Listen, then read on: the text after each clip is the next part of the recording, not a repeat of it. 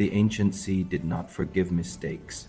At night, the Mediterranean transformed, familiar coastlines vanished, stars blurred behind clouds, winds shifted without warning, and waves struck rocks that sailors never saw coming. To sail after sunset was to gamble with death. For centuries, mariners trusted instinct, memory, and prayer.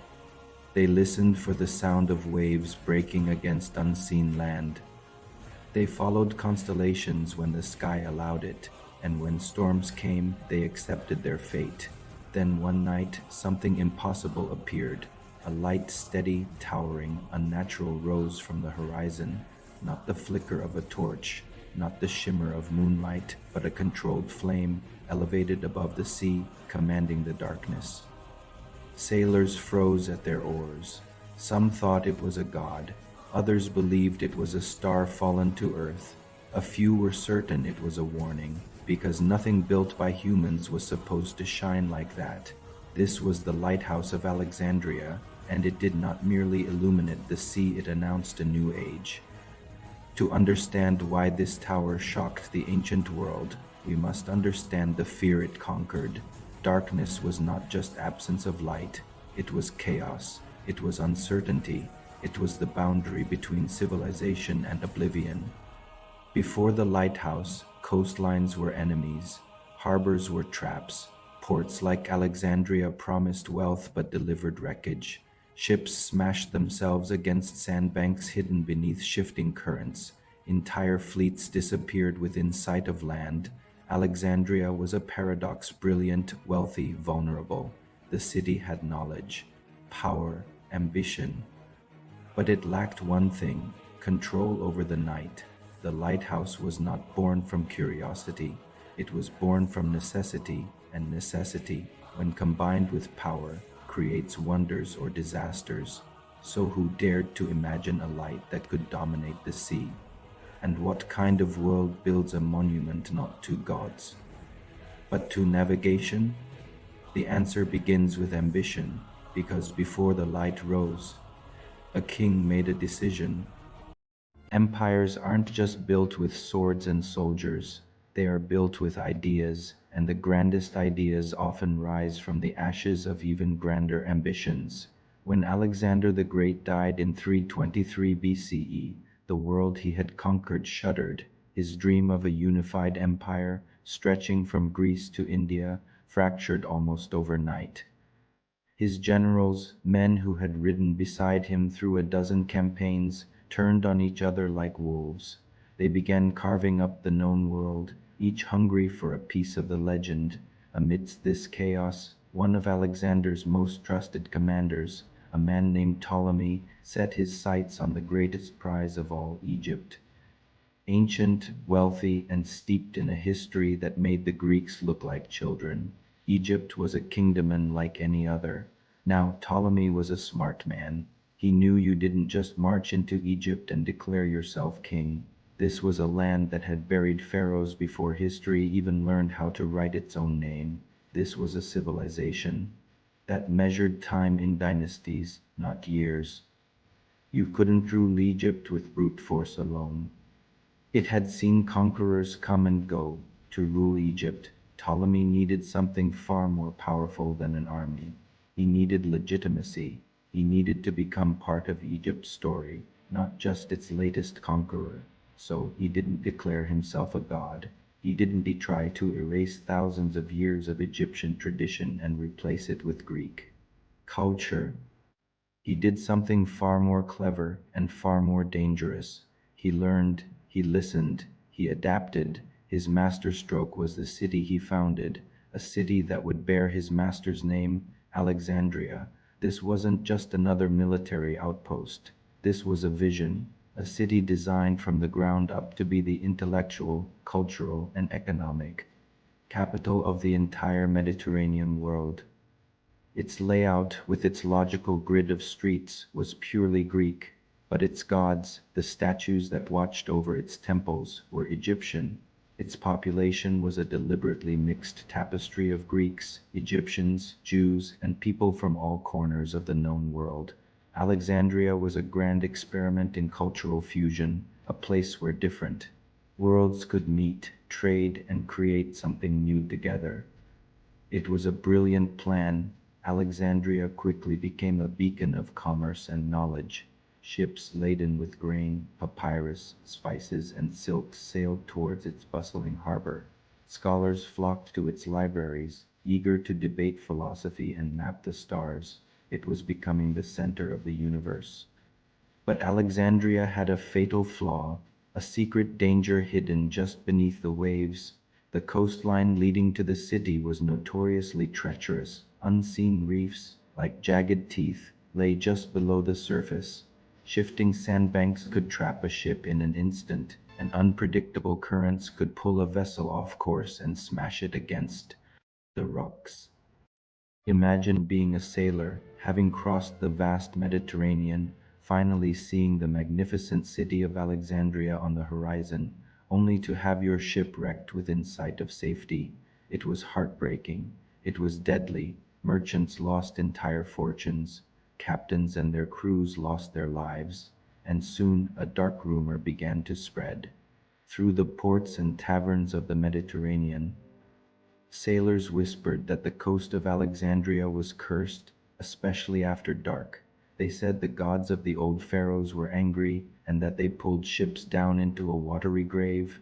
Ptolemy understood the power of stories. He knew that reputation was everything. If sailors feared coming to Alexandria, trade would slow to a trickle. If trade slowed, the city's wealth would dry up. And if his wealth and power weakened, his rivals, the other generals of Alexander's fractured empire, would be circling, ready to pounce. The curse of Alexandria wasn't just a sailor's ghost story. It was an existential threat to his entire kingdom. And so, in the face of this challenge, Ptolemy envisioned something unprecedented. Something no king, pharaoh, or emperor before him had ever dared to imagine. He didn't plan another grand temple to the gods. He didn't design a lavish palace for himself or an ornate tomb to secure his legacy. He decided to build a machine of light. He imagined a tower so impossibly tall that it would seem to touch the clouds, a structure that would stand on the edge of the sea and command it. At its peak, a great fire would burn, its light magnified by polished bronze mirrors, sending a beam of pure light far out into the dark waters. This light would cut through the fog, illuminate the hidden dangers, and guide every ship safely into his harbor. This wasn't just about saving ships. It was a statement. This tower would be a projection of his authority. It would be the first thing sailors saw when they approached Egypt and the last thing they saw as they left. It would declare to the entire world, this coast is controlled, this port is safe, this kingdom is powerful. This was not an act of vanity. It was a calculated move of pure strategic genius. The Lighthouse of Alexandria was born not as a monument, but as a solution. But ambition alone does not shape stone. An idea, no matter how brilliant, is just a dream until someone can make it real. To build this impossible tower, to raise a machine of light to the heavens, Ptolemy needed more than just workers and materials. He needed a mind as bold as his own, a genius willing to defy tradition, to challenge the limits of engineering, and to build something that the world had never seen before. He needed an architect who could turn a king's strategic vision into one of the seven wonders of the ancient world. The stage was set, the problem was clear, and the search for that genius had begun. Thanks for watching. If you're fascinated by the incredible stories of ancient engineering and ingenuity, make sure to subscribe and hit that notification bell so you don't miss our next video. History remembers conquerors easily. Their names are etched into borders, shouted in triumph, repeated in classrooms. But the people who bend nature itself, those are the ones history often forgets. The Lighthouse of Alexandria was not born from royal imagination alone. It was shaped by a man whose mind understood forces most people never see. His name was Sostratus of Cnidus, and without him, the greatest lighthouse ever built would never have risen beyond a sketch. Before Sostratus ever drew a line, the challenge was already unprecedented. No ancient structure had ever been designed to stand directly on a shifting coastline, rise over 100 meters into unstable wind currents, contain a permanent industrial-scale fire, operate continuously, day and night. For centuries, temples were static, pyramids were sealed, towers were decorative. This structure had to work, and if it failed, it would not merely collapse, it would kill sailors, wreck ships, and embarrass a king. Sostratus was not designing a monument, he was designing a system. We know little about Sostratus' personal life. That absence itself tells a story. He was not celebrated in poetry. He did not commission statues of himself. He did not found a dynasty. What we know is inferred from what he built. Sostratus understood load distribution, wind shear, material fatigue, heat expansion, long-term maintenance. These were not concepts taught formally in his era. They were learned through observation, experimentation, and failure, often paid for with human lives. Cnidus, his hometown, was a maritime city. Ships, harbors, and coastal physics shaped his worldview. Where others saw the sea as chaos, Sostratus saw patterns, and Alexandria needed someone who could read those patterns. The lighthouse was not tall because of pride, it was tall because of geometry. The square base, Sostratus anchored the structure with a massive square foundation. Not aesthetic, functional, a square, distributed weight evenly resisted lateral movement, anchored deeply into bedrock. This base absorbed the violence of storms and tremors. It was immovable. The octagonal middle above it rose an octagon. Why? Because wind behaves differently at height. Sharp corners create turbulence, curves diffuse pressure. The octagon was a compromise, breaking wind force while maintaining structural rigidity. This was aerodynamic thinking centuries before the word existed. The circular summit at the top, the structure became round. Fire needed protection, light needed projection, heat needed escape. The circular chamber allowed smoke to rise, heat to dissipate, and wind to flow without tearing the flame apart. Every shape was a response to physics.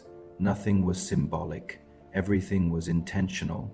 One of Sostratus' most overlooked innovations was what could not be seen from the outside. Inside the lighthouse, he rejected narrow staircases. Instead, he built slop tramps. Why? Because the lighthouse was never meant to rest. Fuel had to move upward constantly. Firewood, oils, resins, day and night, year after year. Humans alone could not sustain this labor, so Sostratus designed the structure for animals. Donkeys and mules could walk the ramps, carrying heavy loads without collapsing from exhaustion. Maintenance crews could move equipment. Repairs could be done without dismantling the tower. This was not architecture, it was logistics, and it ensured survival. Fire was both the lighthouse's purpose and its greatest threat. Stone cracks under heat, metal warps, smoke suffocates enclosed spaces. Sostratus designed airflow systems to draw smoke upward, prevent oxygen starvation, protect internal stonework. The flame was likely housed in a controlled brazier, shielded from direct wind but fed enough air to burn cleanly. This was industrial fire management centuries before factories. Failure would mean darkness. Darkness would mean death at sea. Behind the flame stood the lighthouse's most misunderstood element, the mirror. Ancient sources describe it vaguely because its function felt almost supernatural. Polished bronze, curved surface, angled precisely. Its real purpose was simple: amplification. It focused and directed light outward, extending visibility far beyond what flame alone could achieve. But humans love mystery more than mechanics.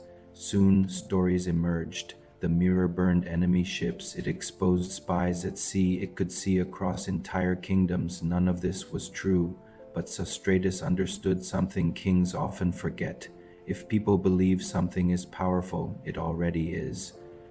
The lighthouse did not need to destroy ships. It only needed to command attention. Despite his genius, Sostratus faced a familiar enemy: power. Ptolemy demanded that the lighthouse bear his name alone. Royal legacy mattered more than truth.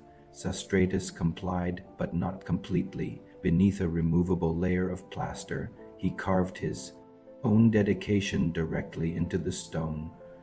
A quiet rebellion. He knew time would win, and it did. When the plaster eroded decades later, travelers read the truth. The lighthouse spoke its creator's name, not loudly, but permanently. What happened to Sostratus afterward? We don't know. No grand tomb, no recorded death, no heroic legend. Perhaps he lived long enough to see ships guided safely home. Perhaps he died quietly, watching firelight rule the sea, but his legacy outlived every king involved. The Ptolemies fell, empires collapsed, religions changed. The lighthouse endured because one man designed stone to obey nature. Sostratus gave the lighthouse its body, but a body means nothing without breath. At the summit of this tower, something burned night after night, something that transformed architecture into authority. To understand the true power of the lighthouse, we must climb to the flame itself. Stone gave it form, fire gave it power.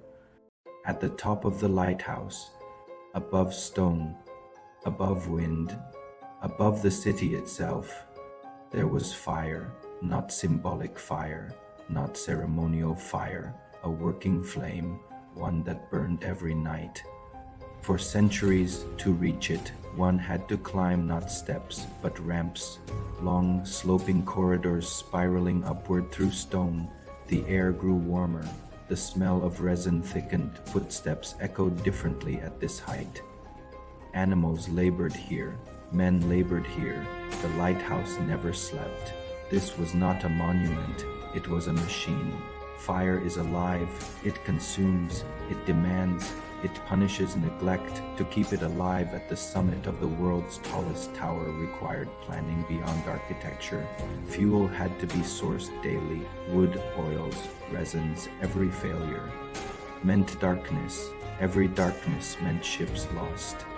And ships were not symbols, they were food, taxes, power.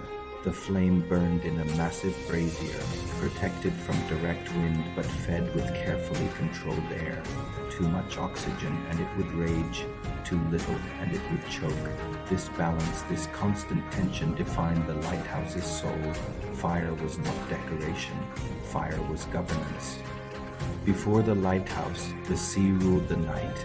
Sailors feared coastlines after sunset. Darkness erased distance, sound lied. Stars could vanish behind clouds. Approaching land meant guessing. Guessing meant wreckage. Wreckage meant death. Alexandria's harbor was especially cruel. Hidden reefs waited just beneath the surface, invisible, until too late. Ships could smell the city, hear it, and still die reaching it. Night belonged to chaos.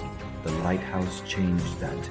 Behind the flame stood something even more powerful than fire. A mirror, polished metal, likely bronze, curved not flat, angled not randomly. This was not magic, it was understanding.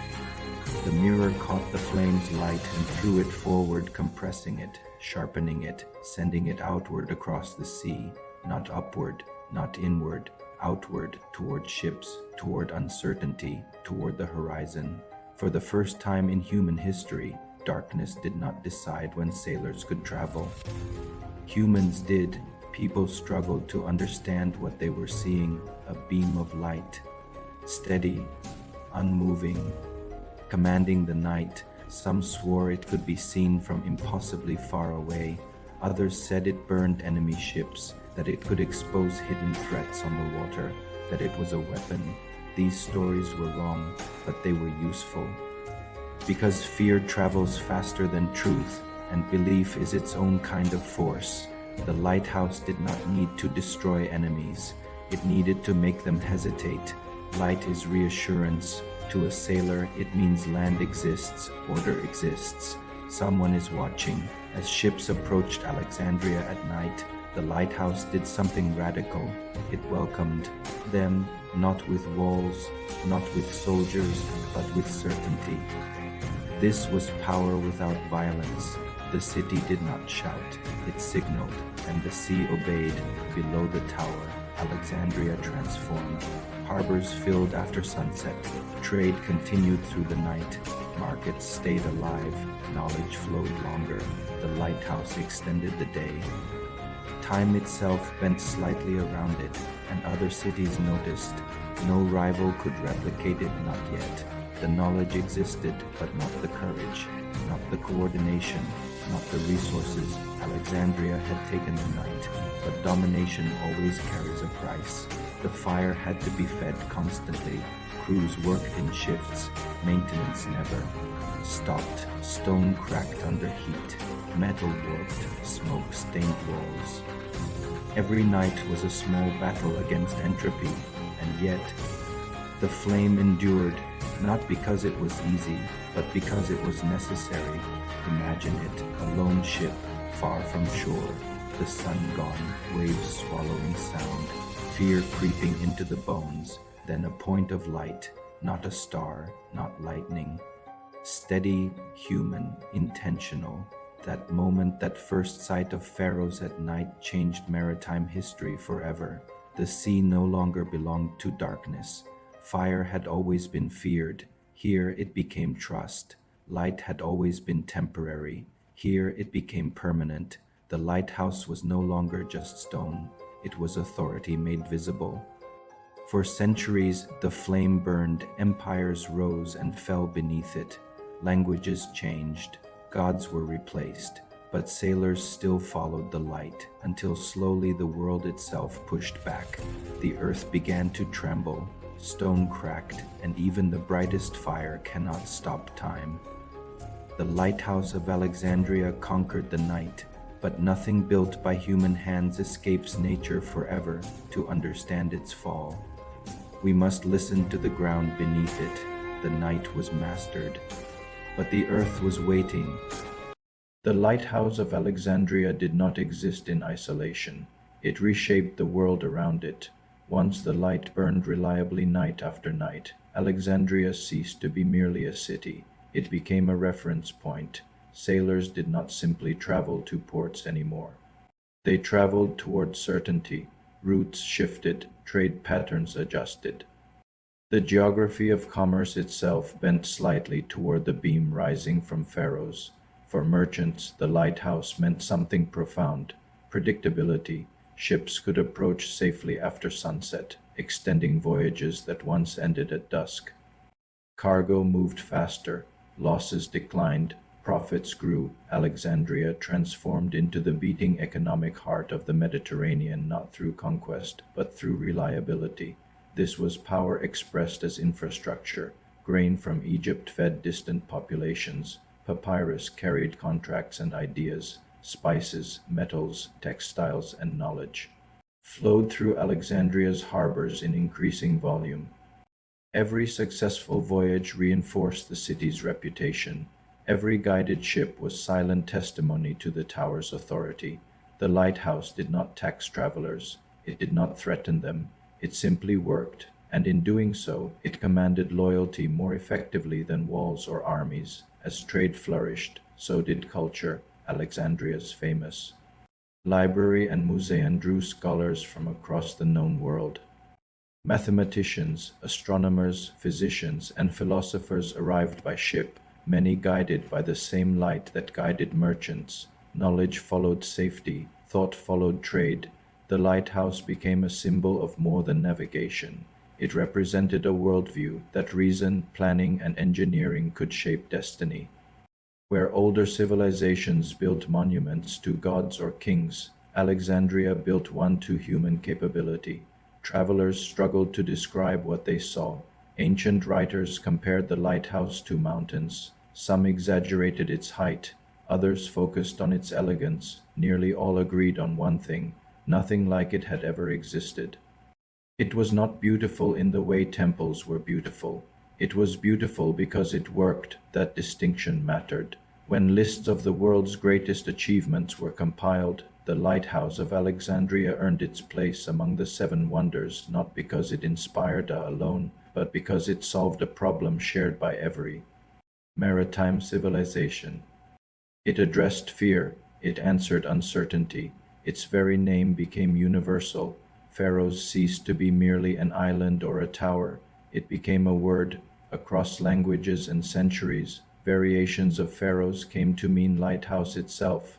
This linguistic legacy is rare. Few structures redefine language. The lighthouse's image appeared on coins, seals, and artwork. It represented Alexandria's promise, order at the edge of chaos. To approach the city was to approach light itself. But the wonder was not static. It required constant attention. Crews maintained the fire, engineers inspected stone, administrators ensured fuel supplies never failed. The lighthouse demanded resources, discipline, and continuity. It was a living institution, not a finished object. For generations it succeeded. Empires shifted around it. Roman authority replaced Ptolemaic rule. New religions emerged. New political systems formed. Yet the lighthouse continued to burn, largely untouched by ideological change. It served pagans, Christians, and Muslims alike. That endurance elevated it beyond politics. It belonged to sailors, not rulers, but endurance does not mean immortality. Subtle changes began to appear, small cracks, weathering stone. Earth tremors felt more often than before. Repairs continued, but priorities shifted as centers of power moved. What had once been essential gradually became symbolic. Still, the lighthouse stood, and as long as it stood, it defined what civilization could achieve when knowledge, resources, and ambition aligned. It proved that humanity could challenge the natural order without defying it by understanding it. That lesson would outlive the tower itself, because the Lighthouse of Alexandria was never merely a structure. It was an argument that light could be engineered, that fear could be reduced, that civilization could extend beyond daylight, and arguments like that never truly collapse. For centuries, the lighthouse defined the limits of human ambition until the earth itself began to redraw those limits. The Lighthouse of Alexandria had conquered the night, tamed the sea, and reshaped civilization itself. But no tower, no matter how brilliantly engineered, can defy the slow, relentless forces of the earth forever. For centuries, the Pharos stood resilient, a sentinel of human ingenuity. Storms battered its stone, winds tore at its mirrors, and the fire at its summit demanded constant labor. Yet it endured. Generations of sailors depended on it, empires depended on it, and as long as it stood, Alexandria ruled the waves. But the world beneath it was not still. Earthquakes, subtle at first, began to whisper through the foundations. Ancient records, scattered and incomplete, hint at tremors that shook the city as early as the 8th century CE. Each tremor left hairline fractures, stress lines that human eyes could barely perceive. Builders patched what they could, engineers reinforced what they could, but stone is patient, and the earth is patienter still. As the centuries passed, tremors grew stronger. One quake shattered sections of the upper tower, bringing down balconies and external facades. Another cracked internal chambers, making the ramps treacherous for animals and men hauling fuel to the summit. Repairs followed, but they were temporary, incremental. The earth was not finished. By the 10th century, travelers and chroniclers began to describe a lighthouse diminished. The fire still burned, but the tower itself was wounded. Its shape had shifted subtly. Its mirrors may have been misaligned. Its height had decreased through collapse and makeshift repairs. Yet even in this damaged state, the Pharos retained its authority. Ships still approached Alexandria guided by its glow, and sailors continued to trust it as they had for centuries. The lighthouse was no longer invincible, it had become mortal. By the 12th century, the ground beneath Alexandria was increasingly unstable. Sediment shifted, tides rose, and tremors struck with alarming frequency. Contemporary observers noted large cracks, leaning walls, and stones displaced by cumulative damage. Each earthquake further weakened the tower, stripping away centuries of human ingenuity. Despite all efforts, nature had begun to reclaim its dominion. By the late medieval period, around the 14th century, travelers described the lighthouse as a shadow of its former glory. Its upper tiers had collapsed, the once proud fire no longer burned consistently. Stones were missing, ramps had become unsafe. The mirrors were gone or broken. Alexandria's harbor still functioned, but the tower that had defined it for centuries had lost both form and presence. What remained was not destruction, but inevitability. Some of the remaining blocks were eventually scavenged, repurposed to build fortifications and new structures in the harbor. The lighthouse's stones, once a symbol of human mastery over the night, were absorbed back into the city it had protected. By the 15th century, the Pharos had disappeared almost entirely from sight, leaving only faint references in chronicles, myths, and travelers' tales. Yet the tower's absence did not erase its impact. Even as it fell, the Lighthouse of Alexandria had set a standard. It proved what could be done with vision, knowledge, and ambition. Every subsequent lighthouse in the world, the great towers of the medieval Mediterranean, the beacon of Constantinople, the Pharos of Iberia drew inspiration from its existence. The term itself, Pharos, endured across languages and centuries, a linguistic echo of the monument's enduring presence. The slow collapse of the lighthouse also gave rise to legend. Stories of its fall mingled with tales of divine punishment, miraculous survival, and fire that burned underwater. Poets and chroniclers, who had once written in awe of its brilliance, now wrote with a mixture of nostalgia and awe for its endurance in the face of the inevitable. Its demise reminds us that no human creation, no matter how brilliant, is immune to the relentless forces of time and nature. Yet in its destruction, the lighthouse achieved something paradoxical. It became immortal. Its story, its principles, and its lessons survived, guiding engineers, architects, and sailors for centuries to come. The Pharos may have vanished from the skyline, its fire extinguished, its stone crumbled into the Mediterranean, but its light, figurative, cultural, and technological, continued to illuminate human ambition. Every lighthouse built after, every beacon that guided sailors safely to harbor, carried the DNA of Alexandria's tower. The earth had claimed the tower, but it could not claim its legacy, and as the centuries rolled forward, the question remained: how do we measure the impact of a structure that no longer exists in stone but continues to exist in thought, language, and imagination? The Lighthouse of Alexandria was gone, but it had redefined the very notion of possibility. It had illuminated more than seas. It had illuminated the human spirit. The tower fell, but the light it created endured across time, guiding civilization long after its stones returned to the earth. Centuries passed, and the Lighthouse of Alexandria disappeared from sight.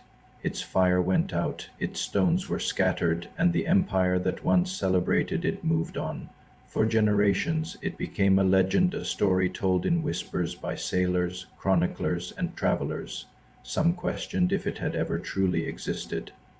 Others imagined it, embellishing its height, its light, its power, until reality and myth became nearly indistinguishable.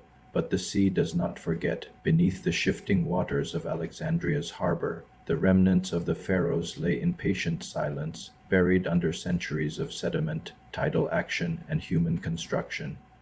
Here, history had paused, a slumbering witness to an age when humanity first tried to command the night. The story of its rediscovery begins in the 20th century. Archaeologists and divers, drawn by both curiosity and legend, began examining the shallow waters off the modern city. Underwater surveys revealed massive stone blocks, intricately carved architectural fragments, and colossal foundations that matched ancient descriptions. Some pieces were over 5 meters long, some weighed multiple tons. The scale of these fragments astonished scholars. The lighthouse had truly been immense, as the ancients had claimed. Every stone told a story. The foundation blocks revealed the same careful planning attributed to Sostratus, the precision, the engineering, the understanding of weight distribution and tidal pressure. These were not random ruins. They were the remains of a system designed to endure, to control, and to protect. Divers found fragments of statues, likely part of the decorative reliefs that adorned the lighthouse. They discovered massive columns, carved with inscriptions and symbols that hinted at both secular authority and spiritual significance. The tower had been more than a navigational tool. It had been a symbol of civilization itself, visible from miles at sea, declaring human ingenuity and dominion over nature. Yet much remained a mystery. How exactly had the flame been maintained? How was the mirror mounted, angled, and polished to project light across dozens of miles of open water? Scholars pieced together fragments, using ancient texts, comparisons to other lighthouses, and experimentation, but no definitive answers emerged. Each dive, each discovery, deepened the sense of a civilization capable of creating a beacon that combined utility, beauty, and authority in a way that has rarely been seen since. Archaeologists also found evidence of the earthquakes that had eventually felled the tower. Massive cracks ran through foundation stones.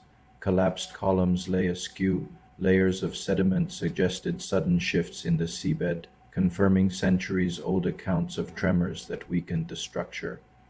In a way, the lighthouse's underwater ruins were a diary of its life, birth, endurance, struggle, and eventual surrender to nature. The rediscovery of the lighthouse beneath the waves sparked a new understanding of ancient engineering. Modern architects and engineers marveled at its durability, precision, and scale. The tower had been designed to survive centuries, and it had, in a way, succeeded.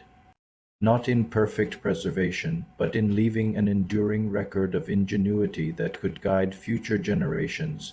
Even as historians and archaeologists pieced together its remains, the Pharos continued to influence the imagination.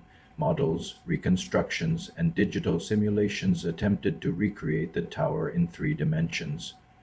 Artists envisioned the fire at its summit, the polished bronze mirror reflecting moonlight across the sea, the ramp spiraling upward, alive with animals and men carrying fuel to sustain the eternal flame. The lighthouse had become a bridge between past and present, a tangible reminder that humans can build structures that endure intellectually and culturally, even if not physically. Its remnants under the waves served as a powerful lesson. Greatness is not measured solely by survival in stone, but by the influence it imprints on society, technology, and imagination. Perhaps most remarkable is how the Pharos inspired more than lighthouses. It inspired a way of thinking, a way of combining art and science, function and beauty, ambition and practicality. It showed that architecture could be an argument, a tool and a statement. Its underwater ruins are silent, yet eloquent, speaking to generations of thinkers, builders, and dreamers. The Lighthouse of Alexandria may no longer shine across the Mediterranean, but its light endures in another form, the light of knowledge, ingenuity, and inspiration. Every maritime innovation, every coastal beacon, every daring architectural project that seeks to conquer nature owes something to the legacy of the Pharos. And as divers return to the harbor, scanning the sediment, mapping the ruins, each fragment recovered from the depths reconnects humanity with a past that is both astonishing and humbling. The tower may lie beneath the waves, but its story continues to rise, to illuminate, and to guide. The Lighthouse of Alexandria, lost to the eyes of the living for centuries, still casts its shadow across history. Its fire may be gone, its stones submerged, yet its impact remains unmistakable. It reminds us that human ambition, when paired with knowledge and vision, leaves traces that endure far beyond the reach of time and tide. Buried beneath centuries of water, the Pharos reminds us that true legacy is measured not in stones, but in the enduring light of human ingenuity. Even after the stones of the Lighthouse of Alexandria sank beneath the waves, its influence refused to fade. the tower had done more than guide ships. It had set a precedent for what human ingenuity could achieve and how knowledge could be shared across generations. Lighthouses existed before Alexandria, but never like this.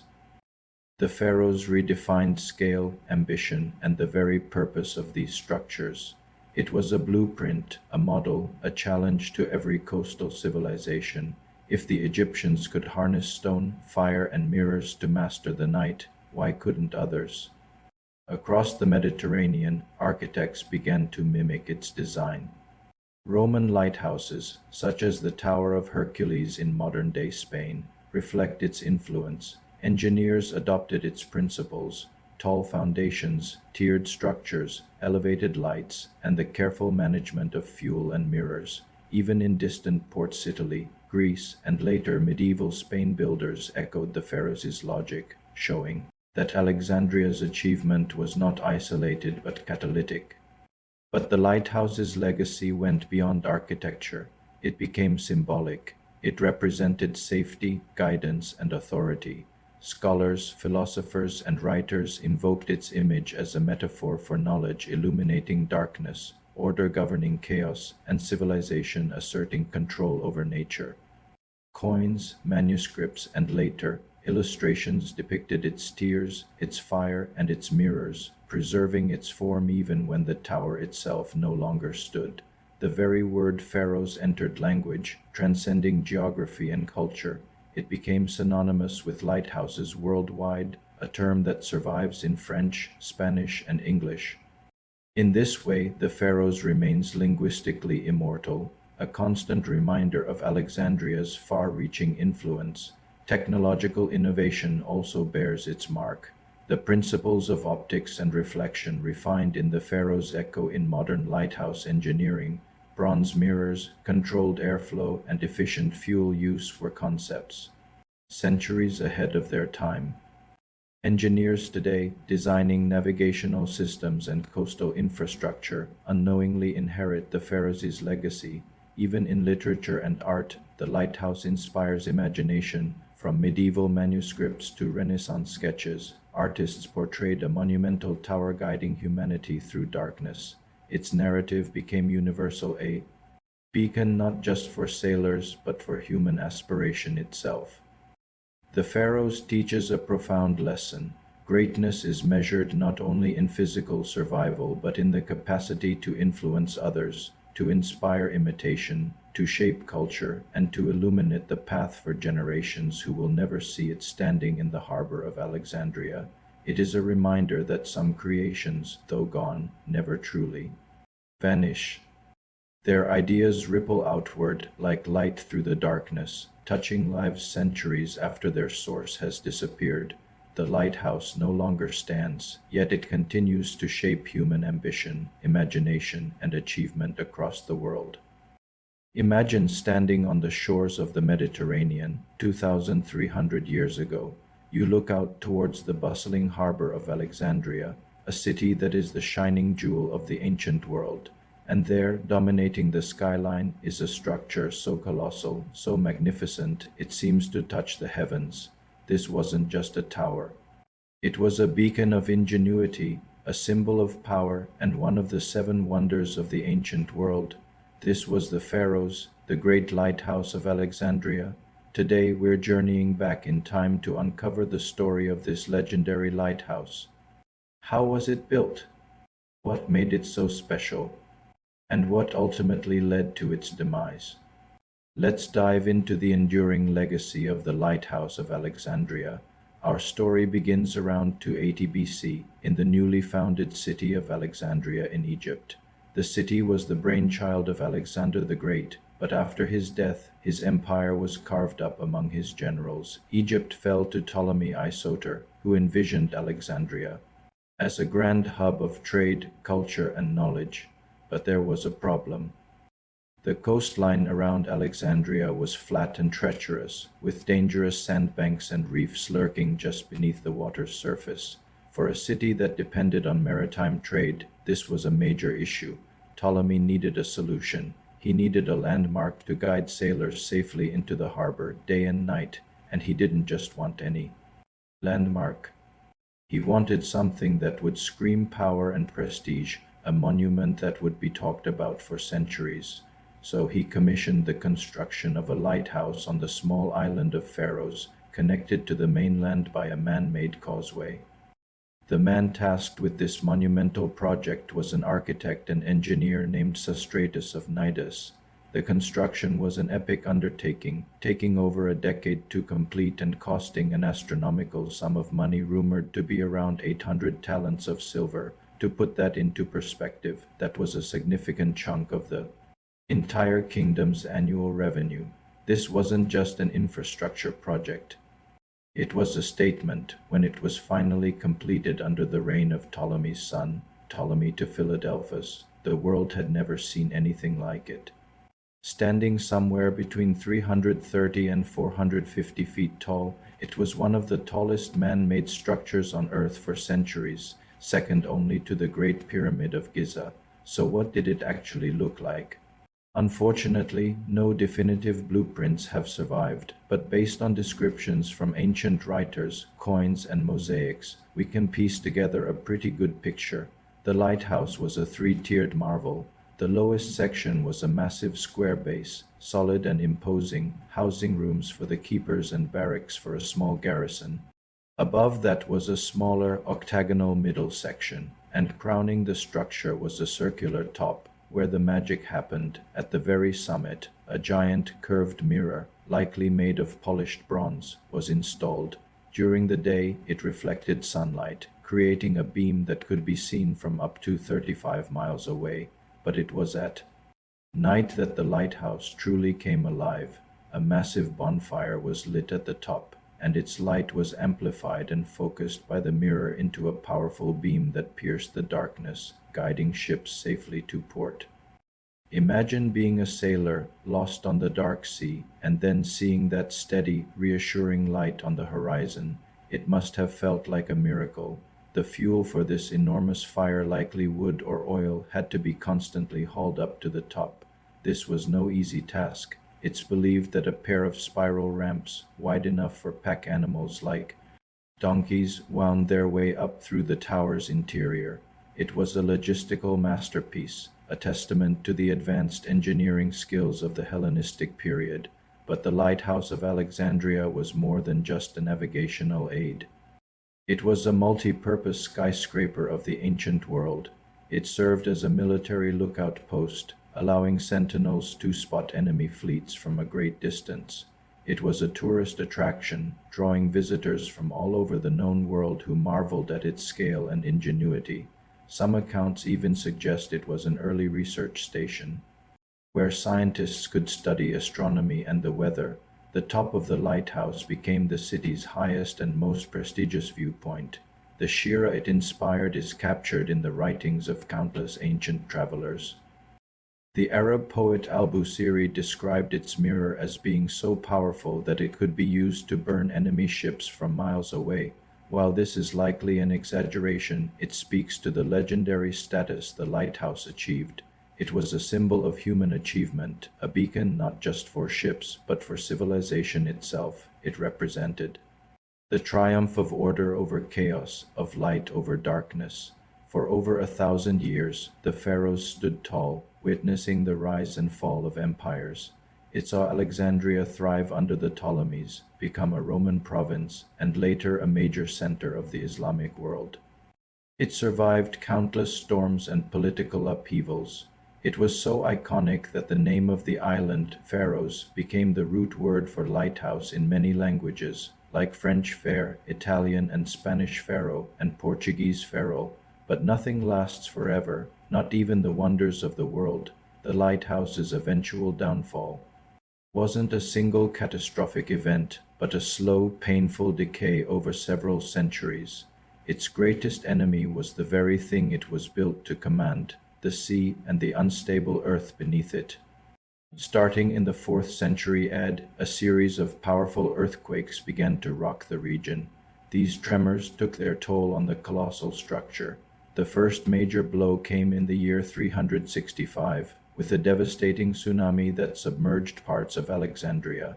The lighthouse was damaged but survived over the following centuries. More earthquakes caused further cracks and instability. By the 10th century, historical accounts describe the lighthouse as being significantly damaged, with the top section likely gone. Yet it still functioned in a diminished capacity as a watchtower and a simpler beacon. The famous mirror was long gone, and the grand fire had been replaced by a more modest light. The final fatal blows came in the 14th century. Two massive earthquakes, one in 1303 and another in 1323, proved to be too much for the ancient structure. The once mighty tower crumbled, its stones tumbling into the Mediterranean Sea. By the time the famous traveler Ibn Battuta visited Alexandria in 1349, he could only report seeing a ruined heap. The great beacon that had lit the world for over a millennium was finally extinguished. For centuries, the story of the lighthouse was just that, a story, a legend passed down through texts. Its physical presence was gone. In the 15th century, the Sultan of Egypt, Qaitbay, built a defensive fortress on the site of the former lighthouse, using some of its fallen stones in the construction. The citadel of Qaitbay still stands there today, a historical monument in its own right, built upon the ghost of an even greater one. And for a long time, that's where the story ended. The Lighthouse of Alexandria was lost to the sea, a memory preserved only in books. But then, in the 1990s, the story took an exciting turn. A team of underwater archaeologists, led by Jean-Yves Emperor, began exploring the waters around the citadel of Qaitbay, and what they found was breathtaking. Lying on the seabed, they discovered thousands of massive blocks of granite and limestone. There were colossal statues of Ptolemaic rulers, sphinx, obelisks, and huge architectural fragments. They had found the lost ruins of the Lighthouse of Alexandria. These weren't just random stones. They were the very pieces of the wonder that had collapsed into the harbor centuries ago. Using advanced sonar and GPS technology, the team has been able to map the site and even create 3D reconstructions of how the lighthouse might have looked. They have lifted some of the artifacts from the water, and there's even talk of creating an underwater museum, allowing visitors to dive among the ruins of this ancient marvel. The discovery brought the Lighthouse of Alexandria roaring back to life. It was no longer just a legend.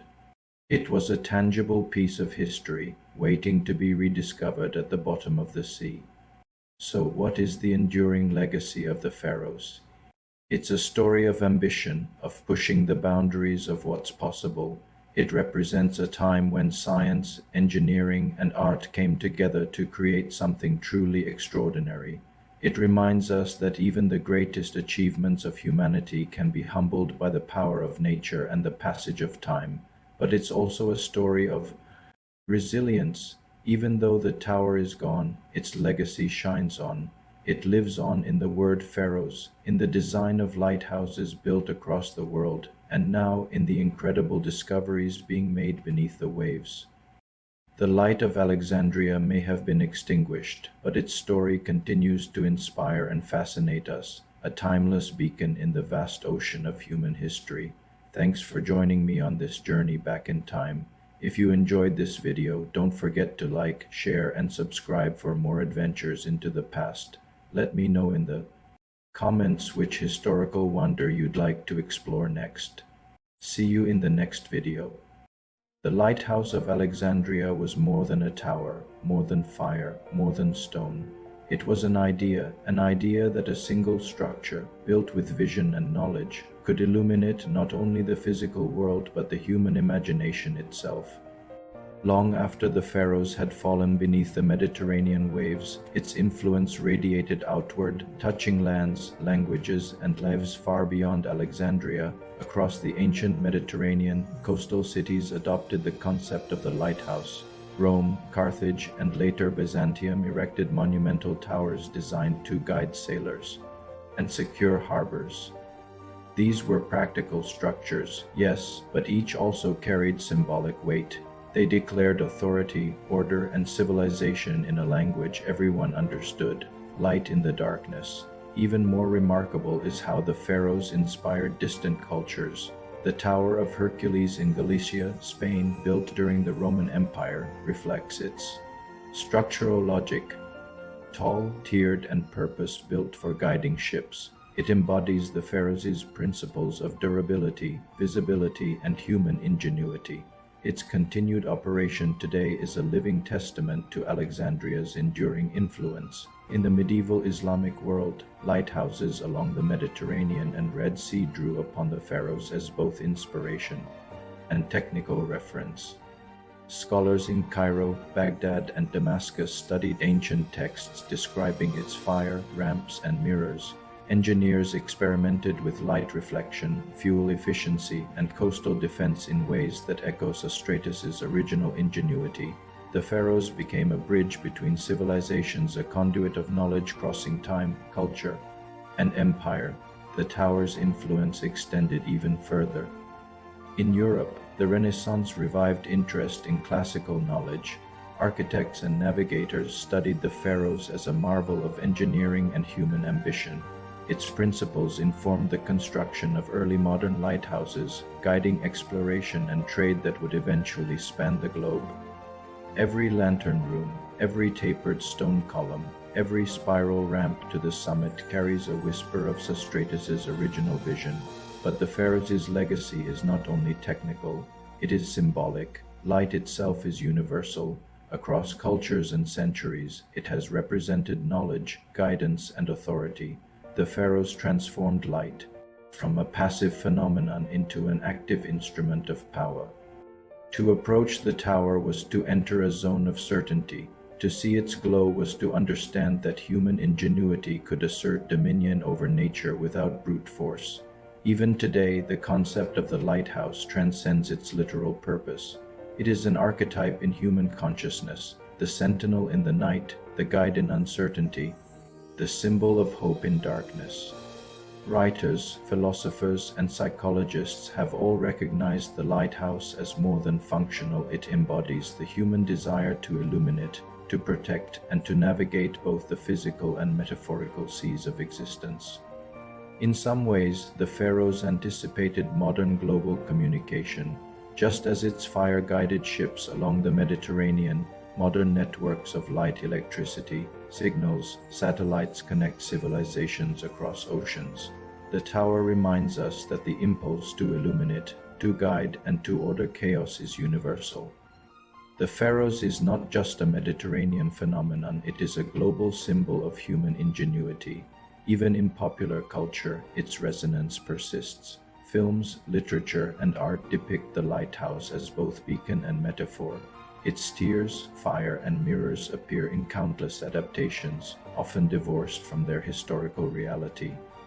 But retaining the essence, human ambition confronting nature, creating order where there was uncertainty, and leaving a lasting impression on civilization. Ultimately, the Lighthouse of Alexandria achieved something that no empire or king could fully claim. It became universal. Its lessons traveled far beyond the city it once protected. Its principles shaped engineering, navigation, architecture, and imagination. Its image continues to inspire creativity, guiding thought as much as it once guided ships. The Pharos reminds us that true achievement is measured not only by survival but by influence. Not only by permanence in stone, but by endurance in memory, culture, and idea. Even centuries after its stones sank beneath the waves, the lighthouse remains a beacon, not merely in the Mediterranean, but in the collective imagination of the world. The tower's fire may have been extinguished, but its light, conceptual, symbolic, and practical, continues to shine across time and space.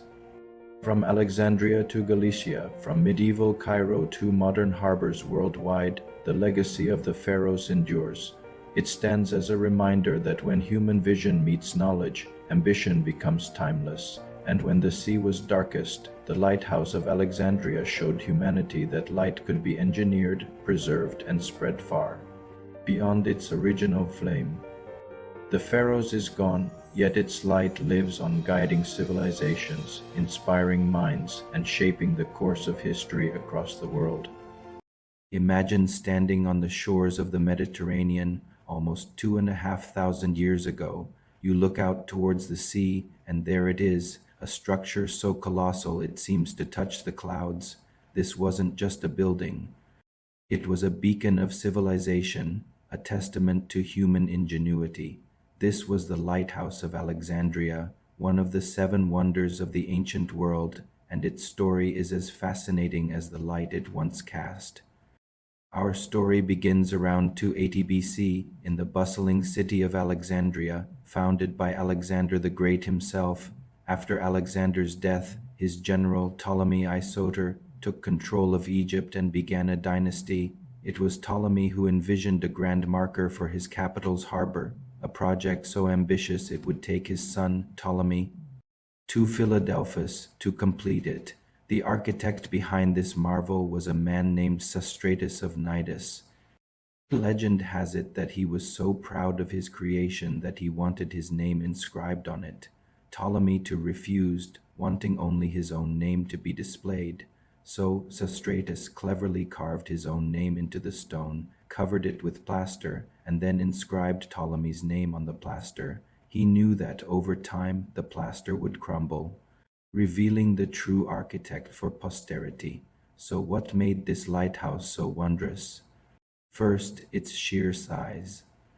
Ancient accounts describe it as being over 100 meters tall. That's more than 330 feet. To put that in perspective, it was one of the tallest man-made structures in the world for centuries, second only to the Great Pyramid of Giza. It wasn't just a simple tower. It was a complex, three-tiered structure. The lowest section was square, the middle was octagonal, and the top was a circular chamber where the fire burned. It was built primarily from massive blocks of limestone and granite, a true feat of engineering. At its very peak stood a grand statue, most likely of Zeus or Poseidon, watching over the sailors. But the real magic happened at the top. During the day, a polished bronze mirror, a massive curved reflector, would catch the sun's rays and flash a beam of light visible up to 50 kilometers, or about 30 miles, away. Imagine being a sailor, lost in the vastness of the sea, and then seeing that glint of hope on the horizon, guiding you safely to port at night. A great bonfire was lit. The same mirror would then be used to project the fire's light, creating a powerful beam that cut through the darkness. It was the world's first true lighthouse, a revolutionary piece of technology that protected countless lives and facilitated trade and travel on an unprecedented scale. Alexandria was the crossroads of the world, and the Pharos, as it was known, was its shining heart. It was more than just a navigational aid. It was a symbol of the city's power, wealth, and intellectual might, home to the great library of Alexandria.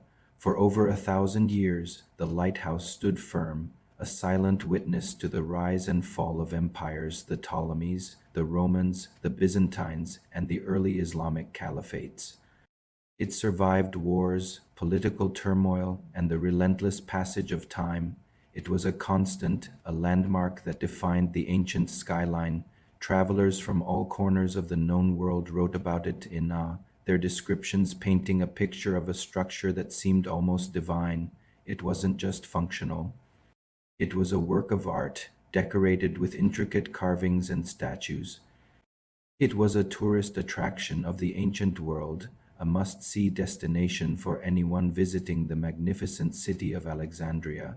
But nothing, not even a wonder of the world, lasts forever. The Mediterranean region is prone to seismic activity, and the Lighthouse of Alexandria was not immune. A series of powerful earthquakes between the 4th and 14th centuries began to take their toll. The first major blow came in the year 365 with a massive earthquake and tsunami that devastated Alexandria and damaged the tower. More quakes in 956 and later in the early 1300s caused significant structural damage, cracking the foundation and toppling the upper sections. The Great Mirror likely fell and shattered.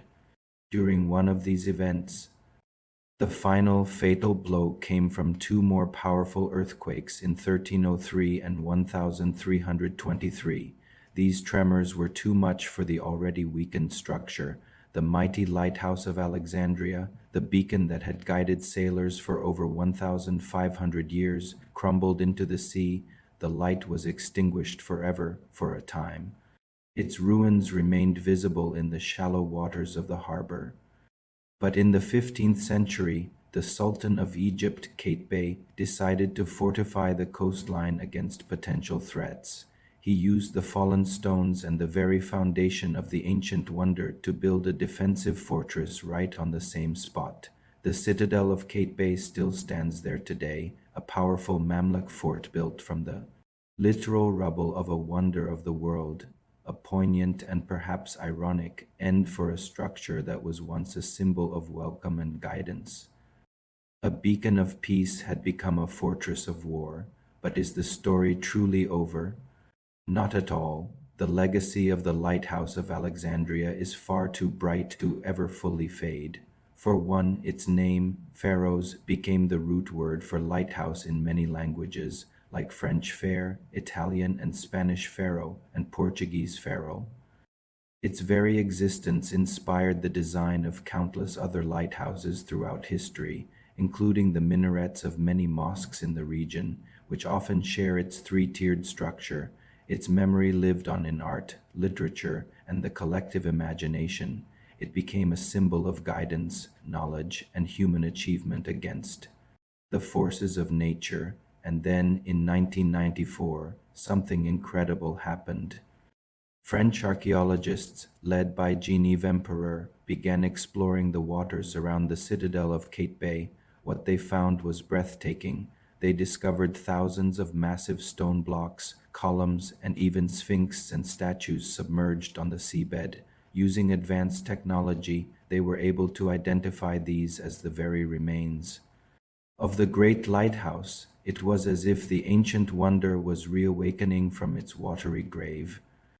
These discoveries have allowed us to piece together a much clearer picture of what the lighthouse actually looked like, confirming many ancient descriptions and revealing new details.